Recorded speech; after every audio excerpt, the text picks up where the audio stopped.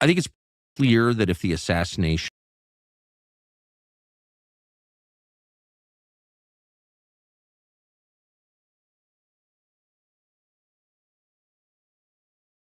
attempt on Trump had succeeded, that Biden Okay, there we go.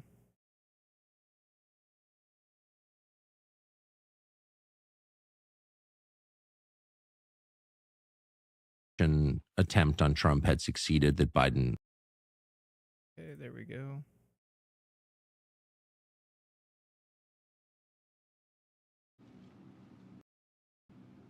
Here we are.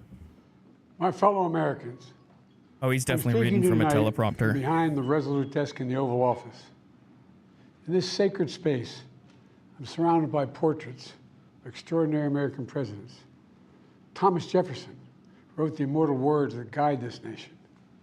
George Washington, who showed us presidents are not kings. Abraham Lincoln, who implored us to reject malice. Franklin Roosevelt, who inspired us to reject fear. I revere this office, but I love my country more. It's been the honor of my life to serve as your president. But in the defense of democracy, which is at stake, I think it's more important than any title. I draw strength and I find joy in working for the American people. But this sacred task of perfecting our union is not about me. It's about you, your families, your futures. It's about we, the people. We can never forget This is that. already so hard to listen to. And I never have. I've made it clear that I believe America is at an inflection point. One of those rare moments in history when the decisions we make now will determine our fate of our nation and the world for decades to come. America's going to have to choose between moving forward or backward, between hope and hate, between unity and division. We have to decide, do we still believe in honesty, decency, respect, freedom, justice, and democracy? In this moment, we can see those we disagree with not as enemies, but as fellow Americans. Can we do that? Does character in public life still matter? I believe I know the answer to these questions because I know you, the American people. And I know this, we are a great nation because we are good people. When you elected me to this office, I promised to always level with you, to tell you the truth. And the truth, the sacred cause of this country is larger than any one of us. Someone fucked up Those and of us didn't who line up cherish the that teleprompter cause with the camera, so dude cherish it looks so like he's much. perpetually looking at a The cause of 45-degree American angle. democracy itself. Rip. We must unite to protect it. You know, in recent weeks, it's become clear to me that I need to unite my party in this critical endeavor.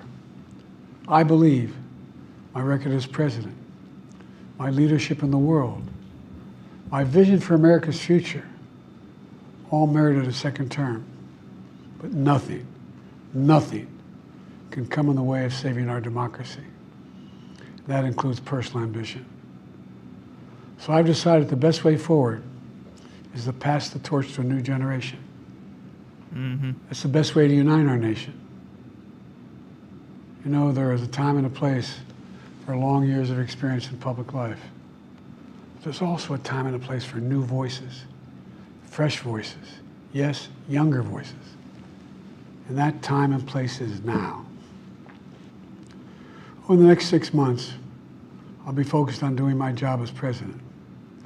That means I'll continue to lower costs for hardworking families, grow our economy. I'll keep defending our personal Okay, so he's freedoms not and our gonna step civil down. rights, from the right to vote to the right to choose. I'll keep calling out hate and extremism. Make it clear there is no place in America for political violence or any violence ever, period. I'm going to keep speaking out to protect our kids from gun violence, our planet from climate crisis that is the existential threat. And I will keep fighting for my cancer moonshot so we can end cancer as we know it, because we can do it.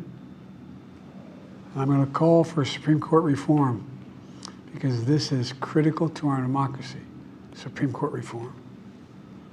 You know, I will keep working to ensure America remains strong and secure and the leader of the free world.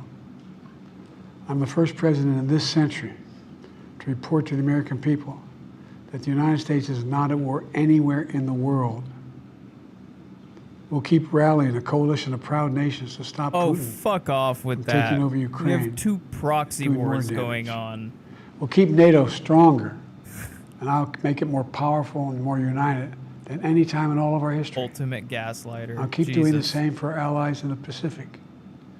You know, when I came to office, the conventional wisdom was that China would inevitably surpass the United States.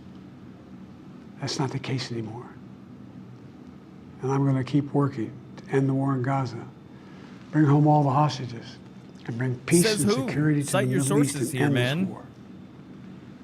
We're also working around the clock to bring home Americans being unjustly detained all around the world.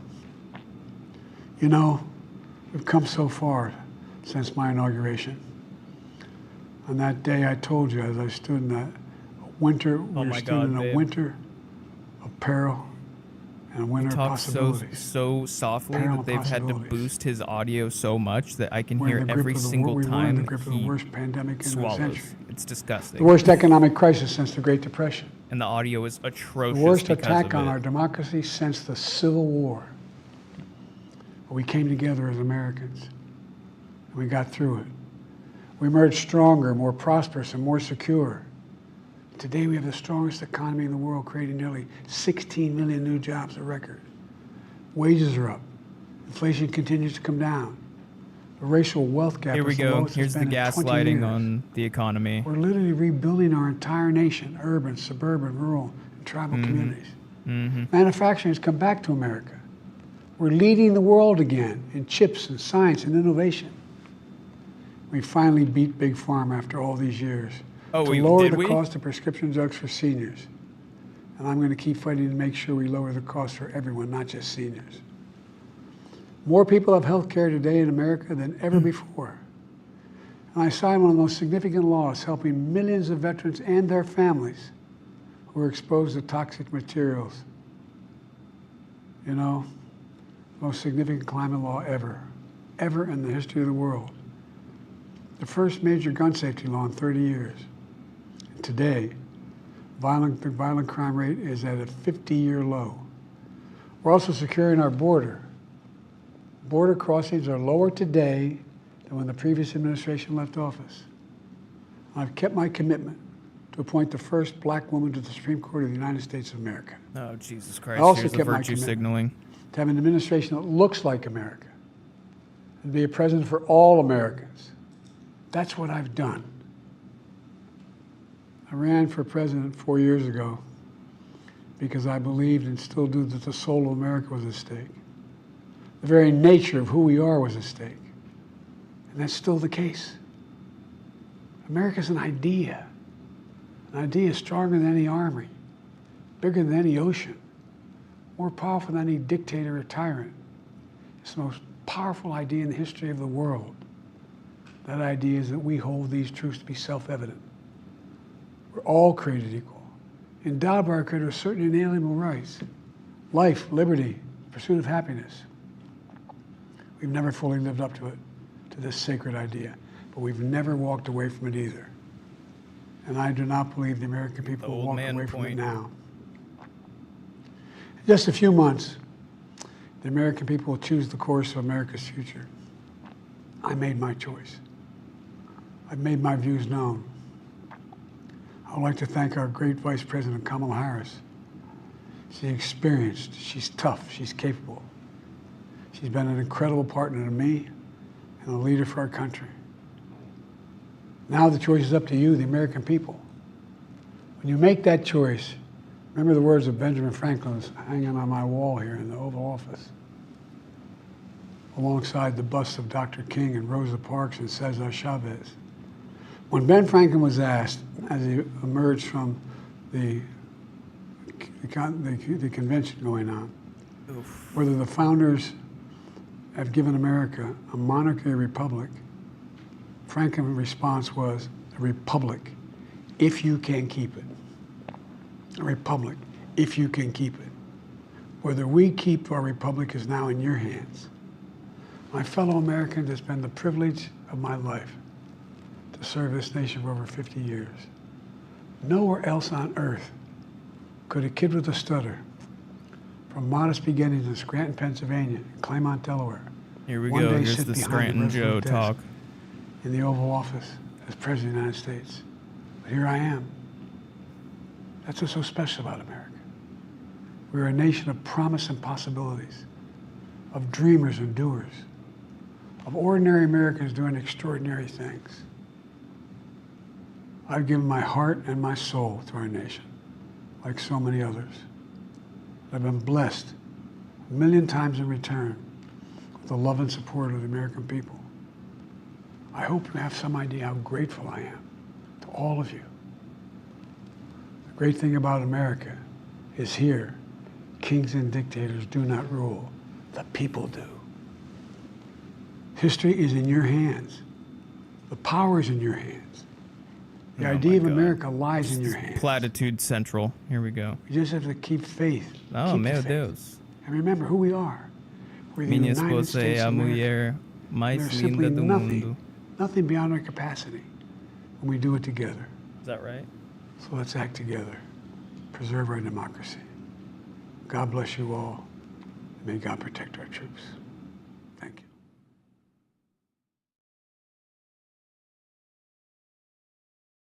That's it? That's all we got? We literally got, what is that? 11 minutes. 11 minutes of dude reading off of a teleprompter. Kind of not really stuttering too bad, but it's like, you know, he's always done way better when he's reading off of a teleprompter.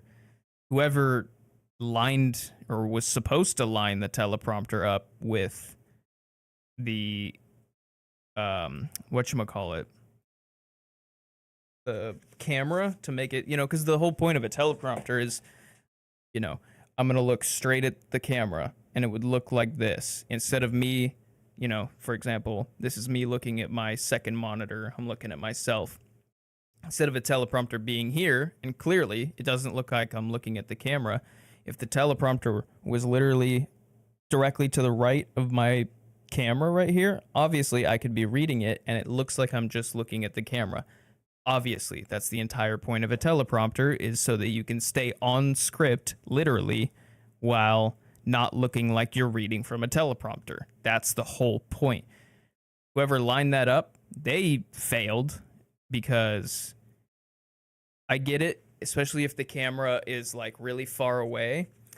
All it takes is a little bit of distance away for it to really make a big difference in the gaze. But you're the White House.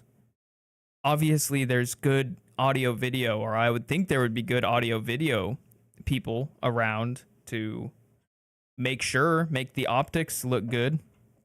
Maybe it was on purpose that they were trying to make him look like shit. But yeah, that was horrendous. That looked really, really bad.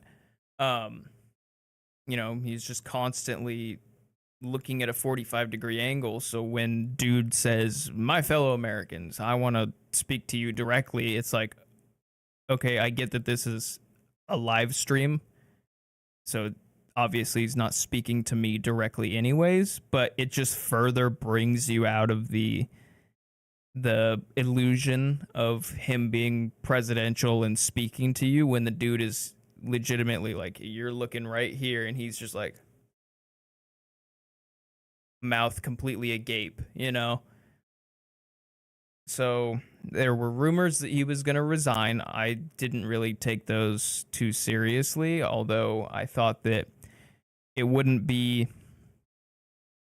you know, out of the realm of possibility, because they might want to have Kamala, I don't know which one is the right way. God forbid I get it wrong. I'm somehow racist. That's the new talking point in the mainstream media. I think they want you to say it Kamala. They, I thought that maybe, the rumors were they might have had a grain of truth because they might want her to be going into the next election, this upcoming election, from a seat of incumbency, even if the seat of incumbency is purely 3 months. Say what, honey?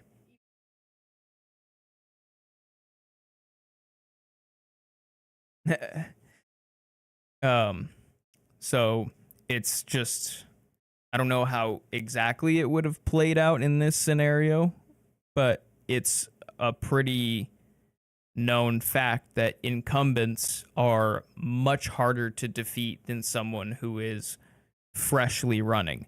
Now, it remains to be seen how much that would actually make a difference, considering it's not like dude resigned or, God forbid, died or something a year ago and she had a whole year to kind of prove that she could be president. And, even though I don't think that this would be the case, but like prove to the Democratic base that she could be like a worthy, good president in their eyes, she's already kind of signaled some new legislation. She's kind of leaked to some of the Dem insiders, I guess you'd call them, some of the cheerleaders for the Democratic Party, like Mark Cuban, for example. He was tweeting out that she or her aides were calling him asking about crypto, so he took that as a sign that she was going to be better on crypto, whatever that means.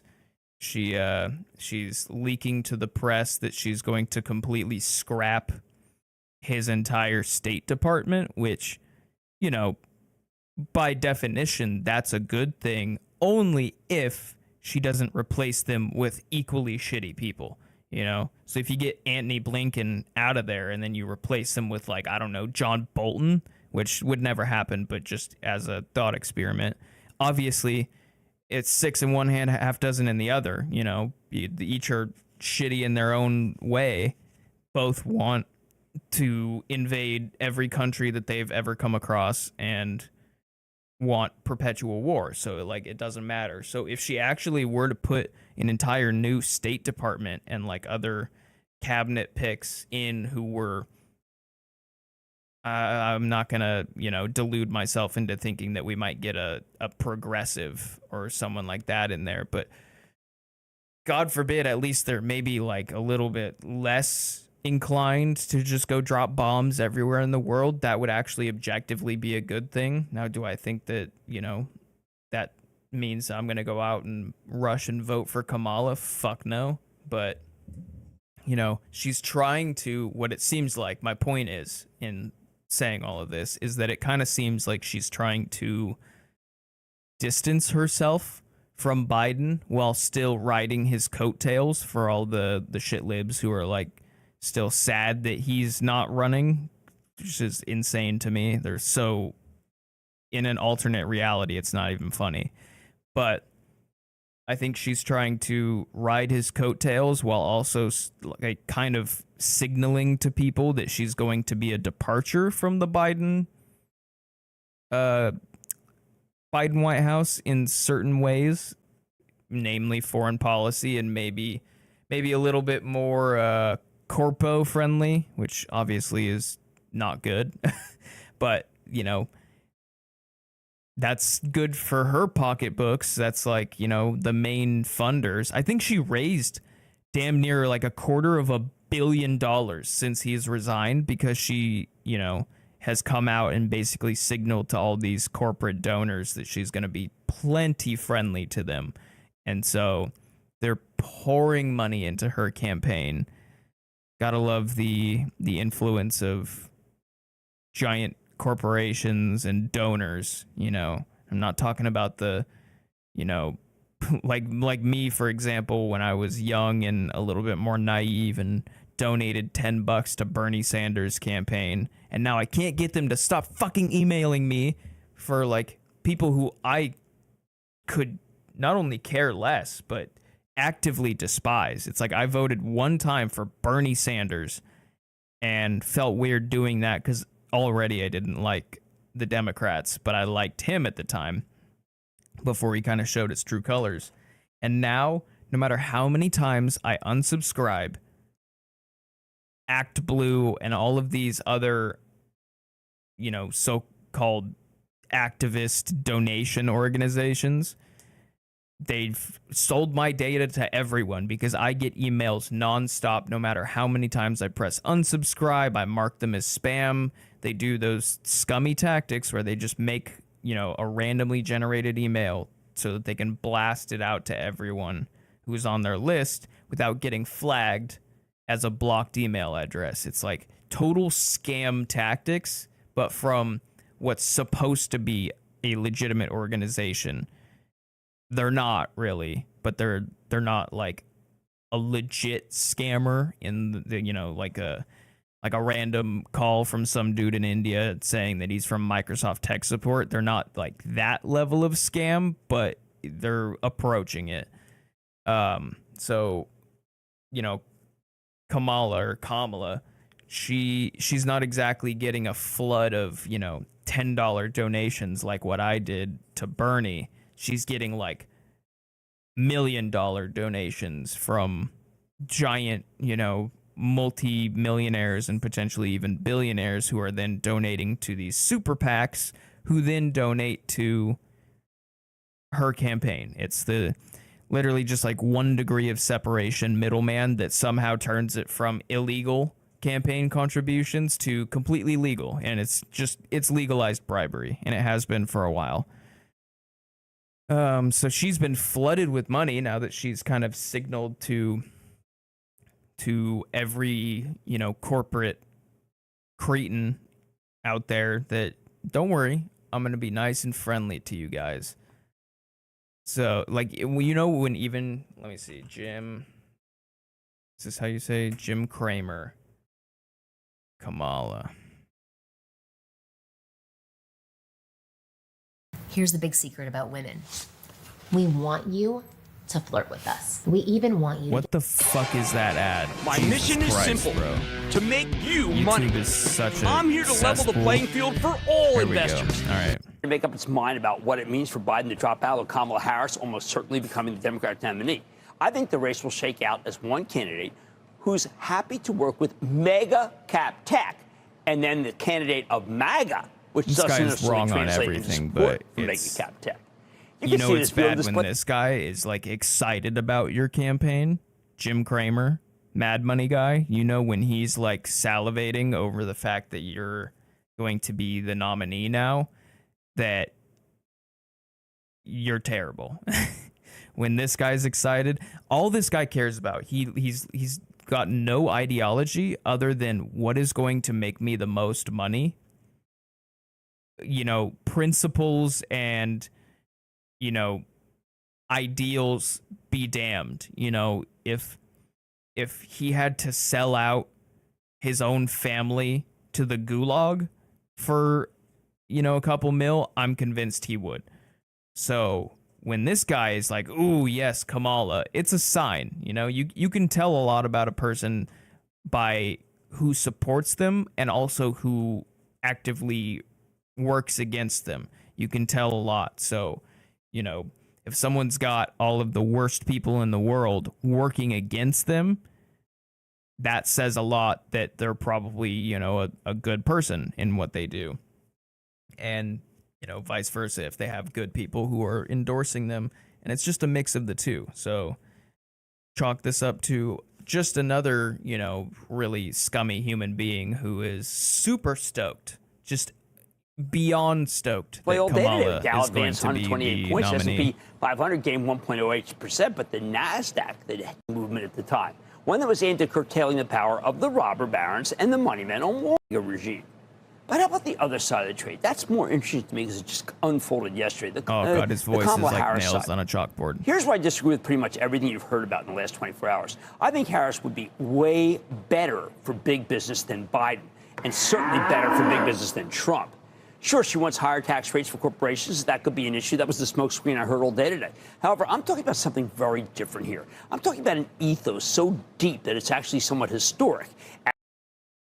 So, I think she's also kind of telegraphed that she wants to end this whole, reign of Lena Khan. And regardless of what you think about the Biden administration, and Lord knows I am no fan of Biden or his administration, you can still call a spade and give credit where it's due. I do think the appointment of Lena Khan and some of her actions, definitely not perfect. I wish that they would be a lot better at enforcing the law, but at least we go from a completely impotent regulatory system to at least semi-enforcing some of our laws. It's been way too long that it's like, hey, dude, we have laws on the books against monopolies and against these anti-competitive practices that a lot of these companies are engaging in. And our organization that's supposed to have all of the authority to go slap these companies around and say, bad dog, you're not supposed to do that. They've just been completely not doing it. And it's whether it's because they're getting, their palms greased in a smoke-filled back room and like on the same team as these guys, or a mixture of, God, I don't know, maybe they're ideologically aligned with these corporations. I don't know. Maybe they don't think that they would win on the merits. I've probably a mix of everything. But I think Lena Khan and her kind of more willingness to actually go after a lot of these companies is a good thing. I actually think that it's a good thing. When the FTC is stronger and actually flexing their muscle, it's better for capitalism. That's the funny thing, is people like Cramer don't like it because it's directly antithetical to crony capitalism. I am not against capitalism. I'm against crony capitalism. I don't think capitalism is like the be-all, end-all best system ever. I think that it could definitely be tweaked. But one of the ways that it needs to be checked, or like basically checked and balanced, is to prevent these anti-competitive practices, to keep it from turning into crony capitalism. That is what's led to a lot of the problems that we have today, where you have just massive wealth inequality being consolidated at like the top richest 1,000 people and everyone else struggling, is because we've just had such unchecked anti-competitive practices happening between Google, Apple, blanking on another huge one, Walmart, all of these companies who need to get slapped around and reminded that, hey, you live in a nation of laws that are going to be exercised equally, and we can take you down. If you want to go move your company headquarters overseas, go for it. But we're going to make your life hell, trying to sell in arguably one of the, if not the biggest market in the world, which is the United States. Obviously, selling stuff in other countries is massive, but losing a whole market would just devastate these companies. So we have so much muscle to flex against them. It just takes someone who's actually willing to enforce the law, because they're not doing anything, like over enforcing or going above what the law says they're allowed to do. It's just, we have laws on the books. This is textbook monopolistic anti-competitive practices. Let me just stop them using all of the authority and tools at my disposal. Jim Cramer doesn't like that, because God forbid a business just does really well without being a monopoly. He wants, obviously, to absolutely maximize profits, do stock buybacks and, oh, there's a competitor. What if we just go buy them out for, a large sum of money, and it'll be like an initial investment. We lose some money, but then we make it up pretty quickly because now we don't have any competition again, and boom, we can raise prices. That's directly anti-competitive, illegal, and it happens all the time. And it's just like people forgot that we can stop that from happening. So I really hope that Trump and Kamala don't stop that, I think Trump will probably remove Lena Khan, which would suck, but I hope he puts in, a principled libertarian or something, someone who's like, obviously it's got to be a conservative because dude's conservative. He's not going to put in like a liberal person in there. But if it's going to be a conservative, doesn't really matter as long as they're principled and not corrupt. They'll just exercise the laws as they're supposed to be exercised. It's really not a ideological thing. It's more of a just if you're willing to fairly, enforce these laws. At their best, the Trump-Vance ticket stands for helping small businesses thrive, making them keystones of towns all over America before those towns were crushed by deindustrialization. They see that as a huge problem. They want to bring that world back along with better wages for our workers. Harris, on the other hand, is a true believer in globalization, much like most of our leaders prior to 2016. In Trump's world, Taiwan stole our semiconductor manufacturing jobs, so now it should pay a price for the protection of the U.S. military. But I suspect Harris will share the vision of Gina Raimondo, the current Commerce Secretary, who recognizes Taiwan is a friend, one that needs to be defended, even as we subsidize our own domestic semiconductor manufacturing in order to get more control over the supply chain. He says Taiwan stole our semiconductor manufacturing. No, they didn't. What's stopping us from doing it? I mean, obviously, we have the CHIPS Act, which is supposed to bring a lot of that manufacturing back home. They didn't steal it from us, you moron. It was, hey, we can build it a lot cheaper, and companies decided to go and outsource there. It's a tale as old as time now. Don't act like they just came in and they were like, yep, Taiwan, using their massive influence in the world, somehow came and bullied the U.S. and stole all of their semiconductor production. The fuck are you smoking, dude? All it was that we could pay them like way less money to build these things and it's way cheaper. So let's just do it over there. And none of our presidents said, hey, we're going to make it economically less viable for you to do that because we want to incentivize you to manufacture in the United States and therefore have better paying jobs. That's basically what happened with everything. That's why everything is made in China nowadays, because they can pay them slave wages over there and then just ship it over here like some sort of dystopian hellscape. And there's no, incentive and disincentive structure for basically them to say, hey, we're going to either make it way less profitable in the form of tariffs or, different taxes and stuff, or even not profitable for you to outsource all of this production to China because we want to bring manufacturing back home. The strongest middle class in America was when our manufacturing was all done in-house, or at least most of it was, and we had as little to import as possible.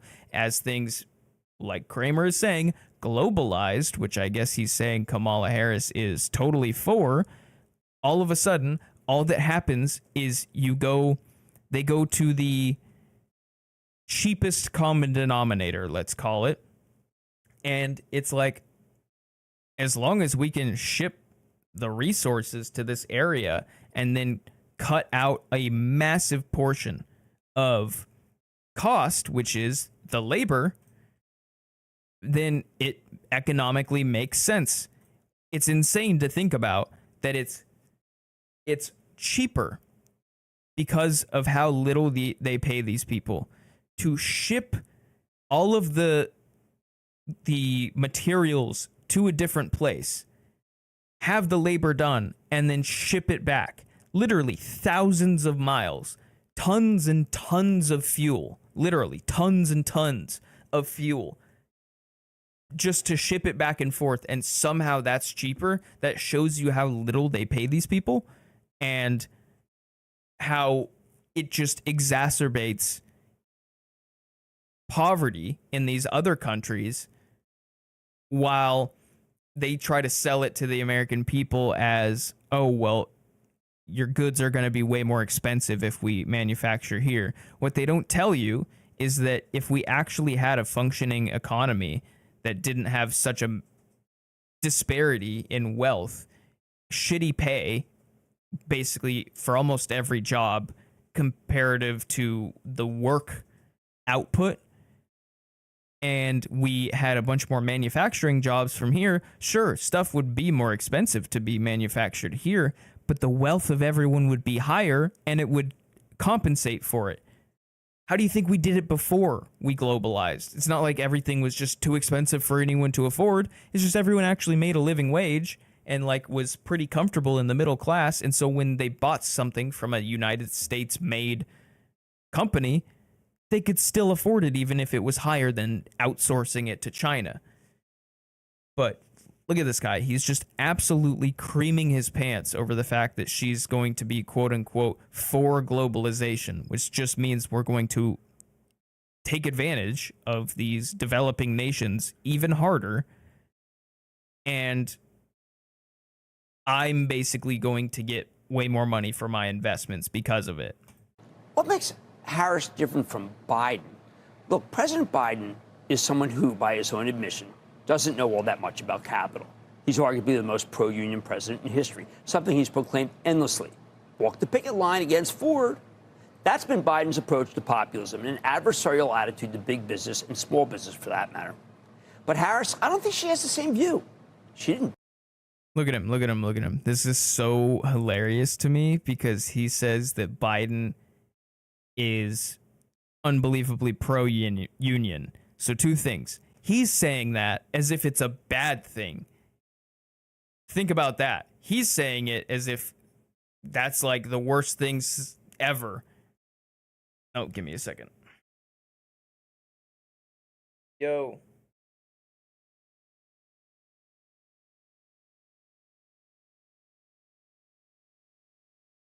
Hello?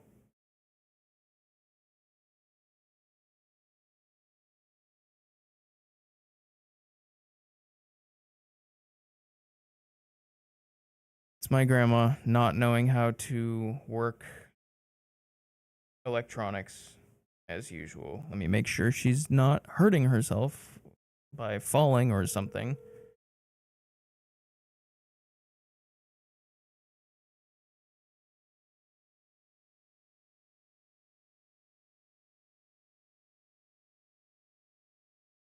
Grandma, you called me. On your cell phone. Well, I lost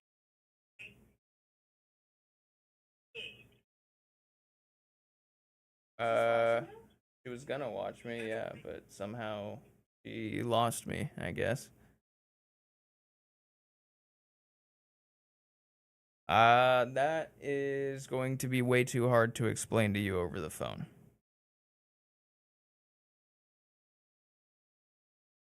It's being live streamed, and therefore once I end the live stream, it will be able to be viewed again, yes.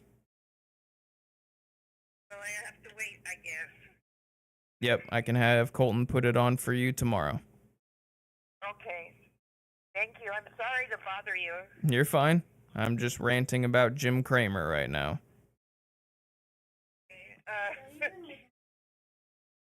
What I'm doing is watching about the San Andreas Fault. Oh, nice. Very useful random information.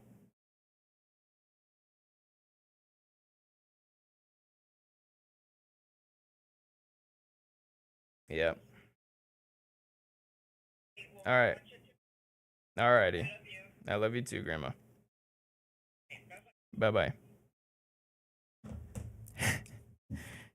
Somehow I have ESP when it's really just she called me on her cell phone and didn't realize that I answered. She's funny. Regardless, the reason I'm talking about Jim Cramer, as my wonderful wife is like, is that even on topic? The reason I'm talking about Jim Cramer is to point out that Biden stepping down, Kamala Harris is like telegraphing, like Jim Cramer says, that she's going to be way more pro-globalization. And the funny thing is, what I was saying is that he is talking about Biden, saying he's the most pro-union president, which, like I was saying before, A, he's using that as an insult, which is hilarious to me. It shows what Kramer thinks about unions. Typical big business guy, fuck a union, because then I actually have to pay and treat my employees well. And B, Biden is not the most pro-union president. The guy crushed a railroad strike when the railroad union had them on strike to get super basic things. They weren't asking for gold bars for their paycheck. They were asking for not doing like literally 15 days straight shifts, and they wanted like a little bit of time to spend with their families and sick leave, like stuff that, you know, my wife, she jokes all the time, and it's true that like if one iota of what companies do to workers in this country was done to the French, they would be in the streets in an hour. There wouldn't need to be any like giant mobilization for a protest. They would all be in the streets just automatically. And yet workers in this country will let these employers just absolutely walk all over them. And I understand that there's not a whole lot of recourse, but there needs to be a lot more willingness and organization to get workers fired up and willing to basically give giant middle fingers to these large employers. And you would be surprised. These people will capitulate so fast. They'll try all their tricks, but if people just hold strong, they capitulate so fast, because what are they going to do? What would happen if all of Amazon, just like in Staten Island, unionized and told Jeff Bezos to suck their nuts, or, you know, we're not going to come back to work?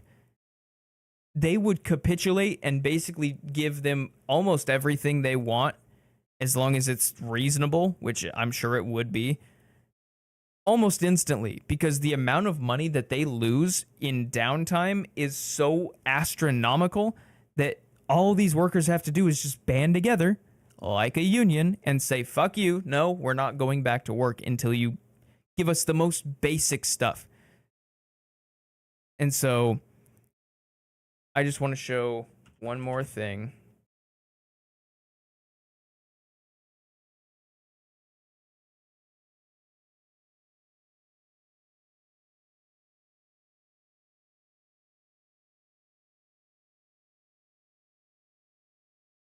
Your donation will help us. Your donation will help us to open more field offices. All right, so let's watch a little compilation of some of Kamala's most cringe moments. Not today.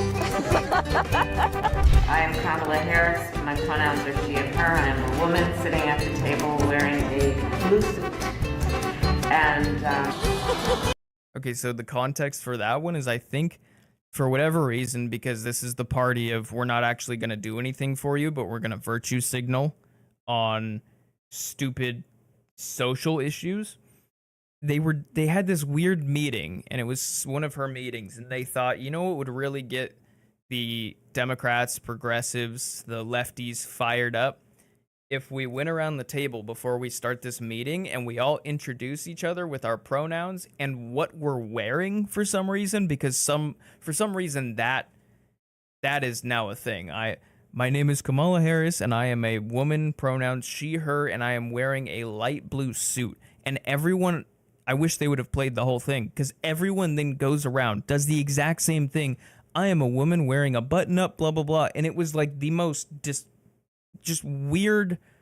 Are you people aliens from another planet? Do you know how to human? It was so awkward. It's not even funny. Here's more of her cackles in weird places where no one should be laughing, and she's laughing like a villain in a cheesy Batman movie. Do you plan to visit the border? Not today. More cackles. to visit the border? At some point, we are going to the border. We've been to the border. So this whole thing about the border, we've been to the border.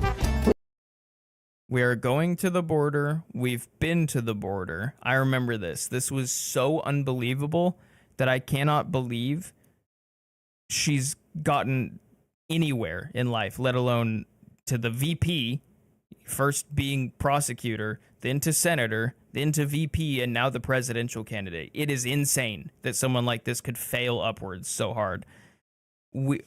Are you going to go to the border? We're going to go to the border. We've been to the border. We've been to the border. And then watch the rest of this clip. Lester Holt is going to point out, well, you haven't been to the border. And basically, that's what I'm asking you. When are you going to the border?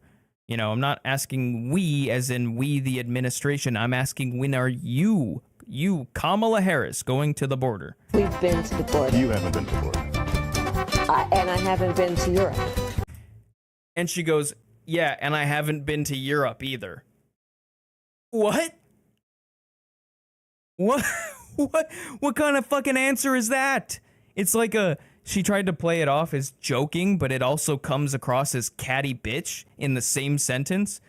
And like the most non-answer, it was one of the worst possible answers. You would have to like actively think of a worse answer. I don't know how that just materialized in her brain, but let's keep going. Which is why we will work together and continue to work together to address these issues, to tackle these challenges, and to work together as we continue to work operating from the new norms, rules, and agreements that we will convene to work together on. Oh my God. It's basically just going to be a lot of that. Like if word salad was a human being, I saw something someone said, I forget exactly where it was, but it was like, it's so unbelievably true. And it was, if trying to meet the minimum word requirement on an essay was a human being, that is Kamala Harris. Talking about the significance of the passage of time. Oh, here's the time. The significance time of the comments. passage of time. So when you think the passage of about it, time. So when you think about it, there's great significance to the passage of time in terms of what we need to do to lay these wires. Create these jobs. And there is such great significance to the passage of time when we think about a day in the life of our children. If you just like put those words onto paper and then give it to a psychiatrist, they might immediately diagnose whoever wrote it with schizophrenia. I swear to God. What even was she trying to say? Sometimes you can be like, all right, this is a long-winded word salad way of her trying to say like whatever, you know, this, and this. I, trying to be as charitable as humanly possible, cannot think of what she was trying to convey with those words. That was just the definition of I'm making noises with my mouth with no meaning behind them whatsoever. It's insane. It's actually like kind of a skill that she can say nothing in the most amount of words possible. And so I think about this subject of our yellow school buses. Here's the school buses one. Because think about it, yellow school buses are our nation's largest form of mass transit. This is 100%. I'm supposed to go in front of the class to describe the chapter in this book that we're reading, and I didn't read the book. So that's exactly what she's doing right here. It's like I looked at the first couple pages of the book. It said something about yellow school buses. So I am going to just pull shit out of my ass for the next God knows how long, talking about school buses and how they're the largest form of mass transit in the country. How about that? Every day. So yes, and let's applaud because it gets them where they need to go. So Ukraine is a country in Europe. It exists next to another country called Russia. Please have a seat. Please have a seat.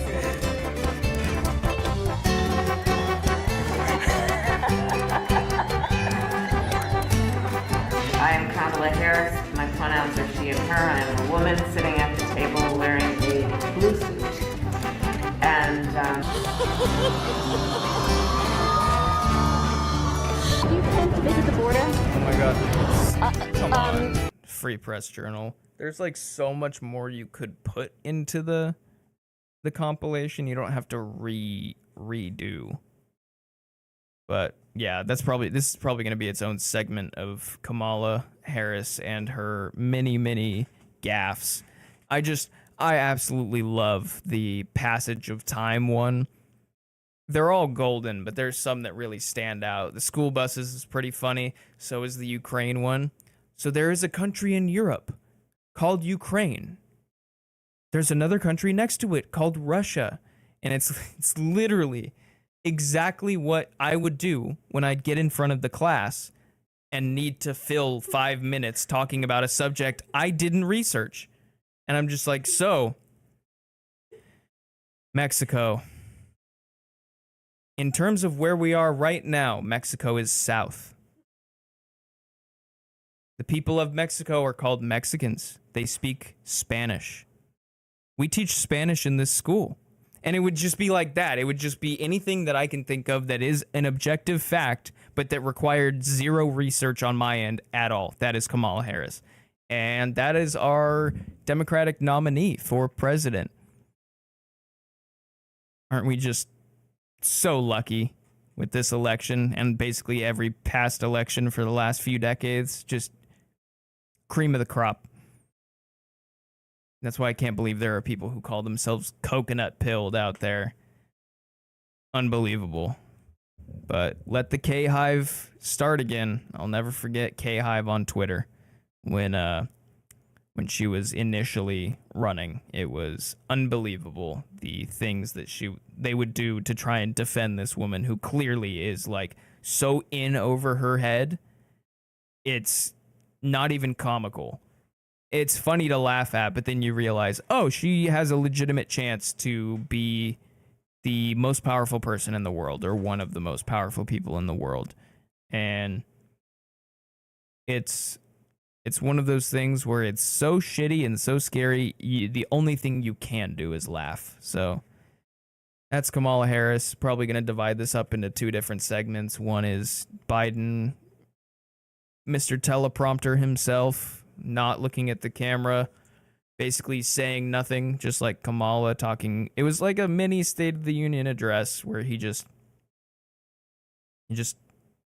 talks, filibusters for a bunch of time, talking about how he's just so great.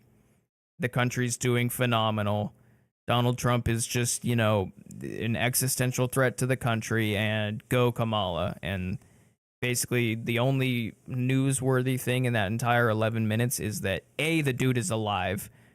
B, he's not going to resign, contrary to like the little bit of rumors that I heard floating around.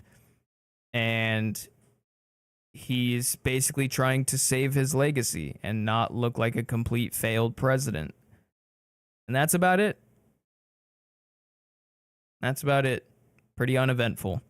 I scheduled a live stream for that, but it was fun to make fun of Kamala. That always is. So, thanks for tuning in.